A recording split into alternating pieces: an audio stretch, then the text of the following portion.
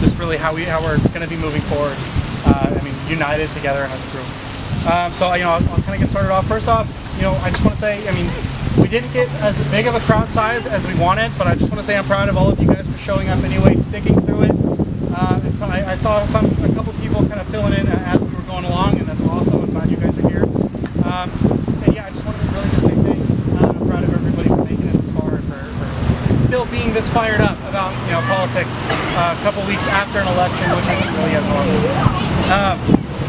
So, of course, we're doing this because we love each other and we're here for each other, and we want to make sure that everybody knows that we're going to stand up for people regardless of if they can stand up for themselves. I have half of my family is Mexican.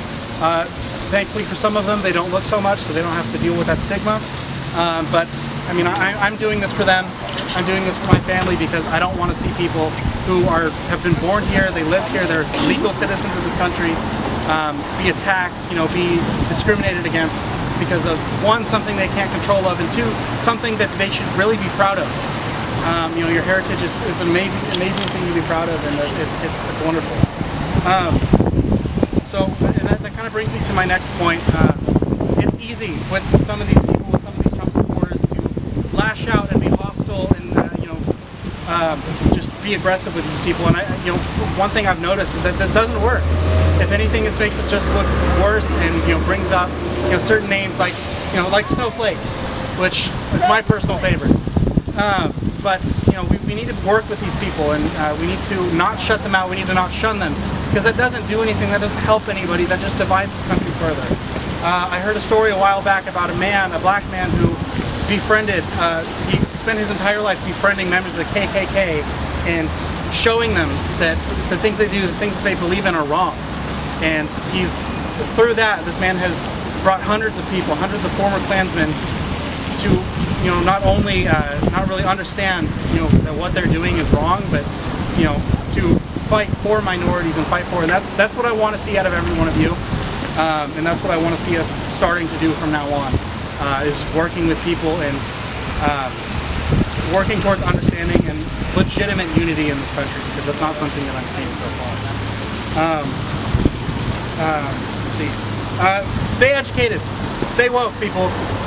The only way that we're going to be able to keep doing this, the only way that we're going to create real change, is if we're paying attention, if we're looking at different things different ways. One thing I've done recently is I'm starting to realize how certain news organizations and certain mass media organizations twist things one way or another to their base to make these people either more liberal or more conservative. We need to stop with that. What we need to be doing is following, I like to follow all of them.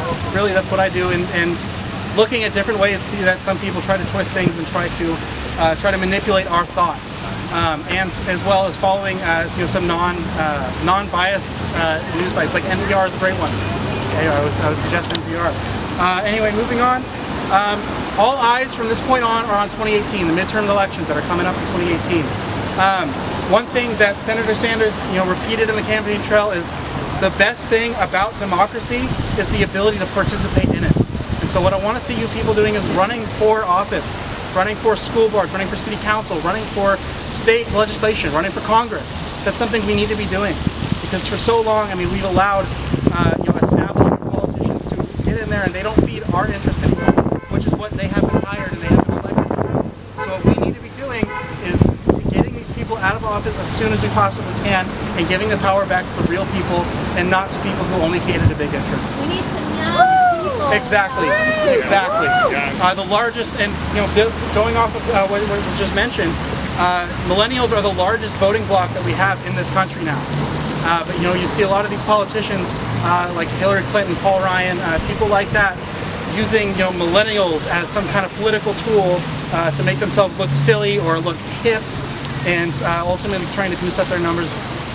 I don't know, to my fellow millennials here, I don't know about you guys, but that pisses me off.